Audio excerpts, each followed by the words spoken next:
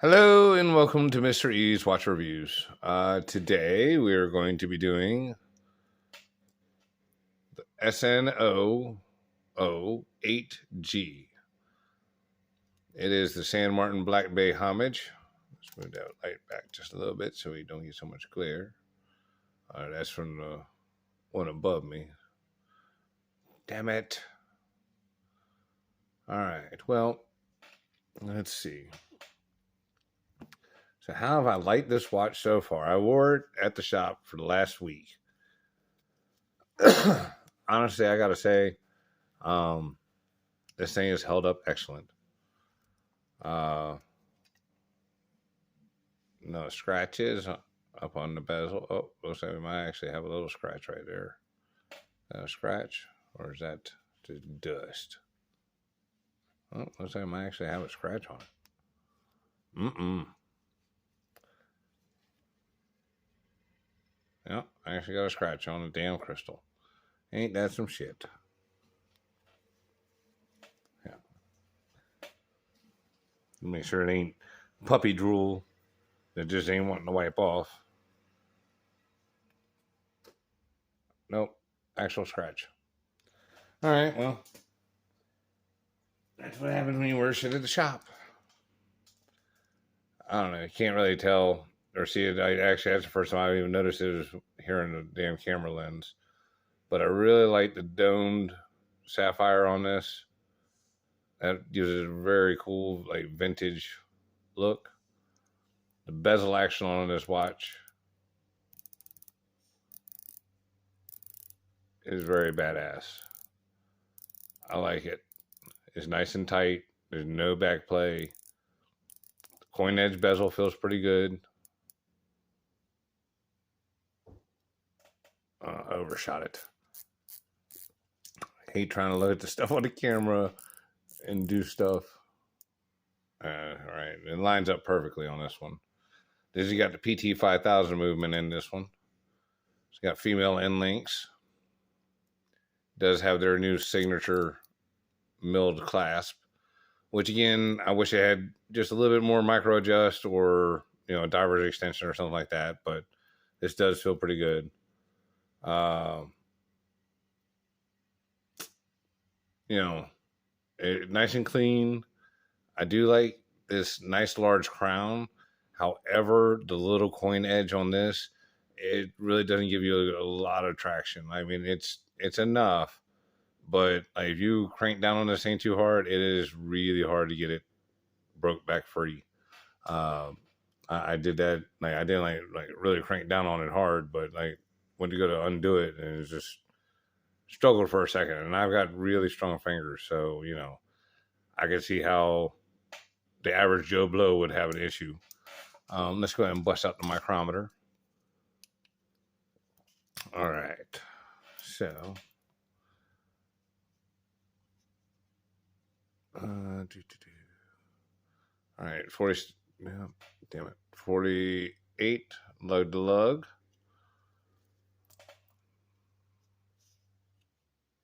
Damn it. All right, we're going to have to just kind of estimate it here because the finish is so tight. There's no lip for me to grab onto. It's right at 20. I'm sure I am over just a little bit. Let's see. All right. 11.5 millimeters thick. And the outside of the crown, 43.4. And of course, that is 40.3 right there on the bezel. Yep. So that's actually right nice diameters or dimensions.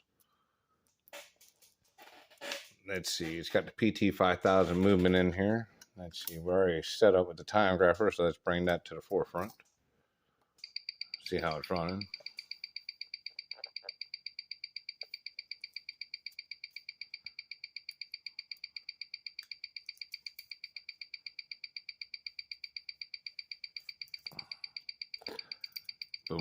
Been wearing my whoop-ass racing watch since I got it back from G Money.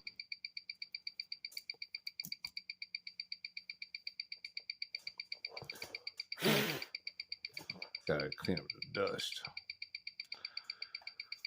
So I haven't been wearing this one all, let's see, last day or so.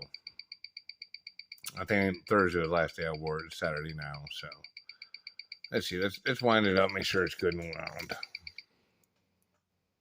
Because -12 isn't terrible, but I've seen this one run much better. At 270 amplitude, that seems a little low for this watch. Fully wound, it's usually a little over 300. At least every time I've checked it so far.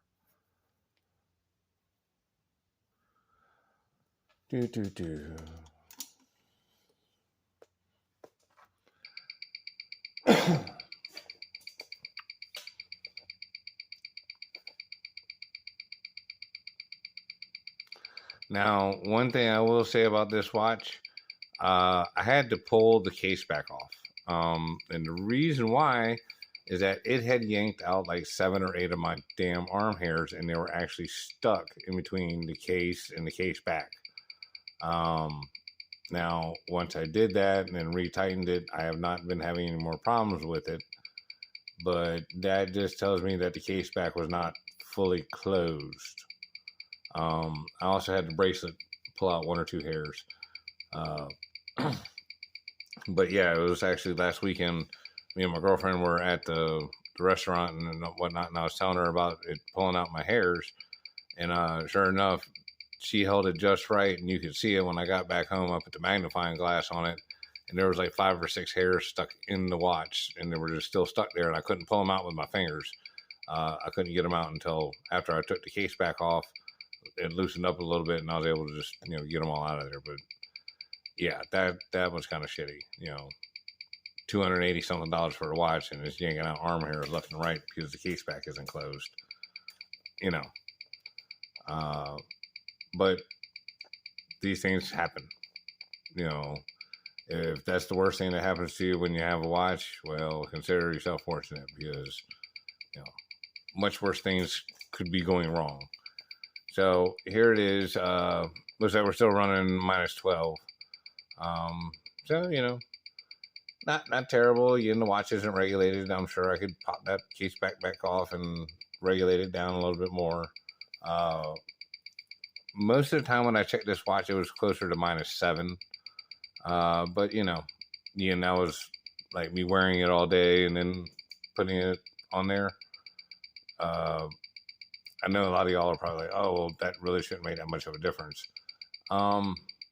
You wouldn't think, but from what I understand, it does. A watch sitting static versus a watch in motion is 2 different things. So I don't absolutely know, because I'm not a watchmaker, but from everything I read and understood, like, that's just how the mechanics of it is.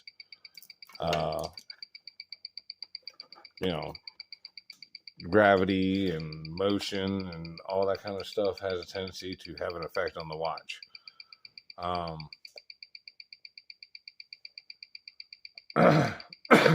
Excuse me.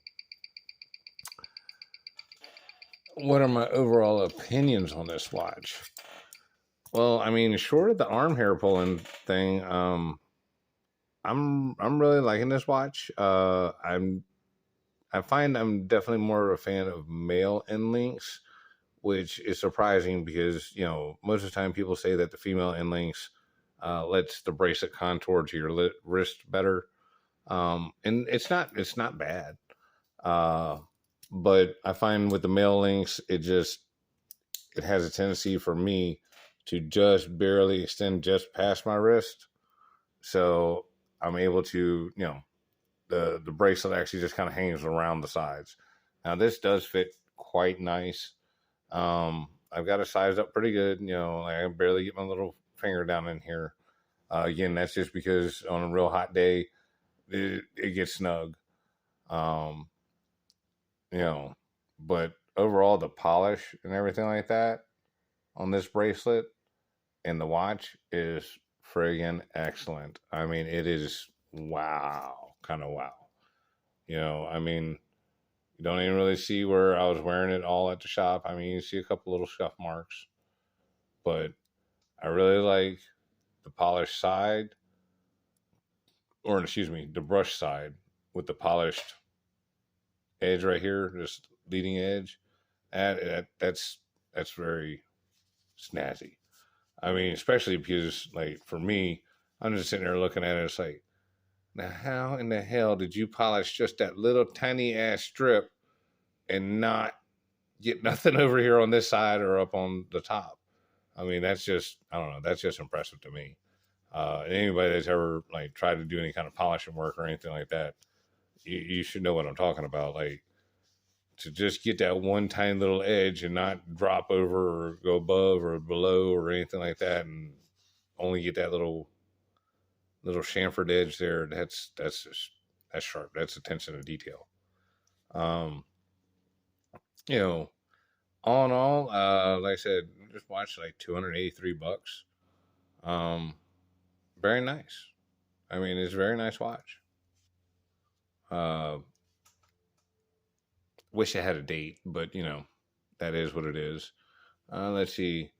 As far as the Lume goes, let's go ahead and turn off that light real quick. Let's see. Oh, damn it. All right. I'm sorry. I was trying to be lazy. Okay, and as you can see, the Lume is crazy good. Like, it is really, really bright. Please excuse the puppy dogs in the background. But this stuff does last quite a while. I'm not going to sit here and hold the camera for like a half hour or anything like that, but I will say it lasts an hour or two to the naked eye. I'm not saying it stays this bright the entire time. I'm saying that you can just visibly see it up to about 2 hours. It's kind of hard, but you still can see it. So quite sufficient on the Lume. I really do like it, especially again for that $280 price point. Would have preferred BGW9, but I do get why they went with the green. This is supposed to be like a vintage piece, and that helps give it that faux patina look on, when they do the indices. And as usual, I have forgot to ask you guys to subscribe and like until towards the end.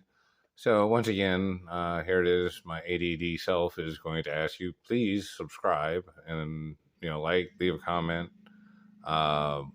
We still have watch giveaways that are going to be coming up. I think I'm going to do the next watch giveaway. I think I'm going to give it away once we hit 420 subscribers. Yeah, I think that'll be cool. We'll do it then. All right. Let me see. Hang on. Is there anything else I wanted to do?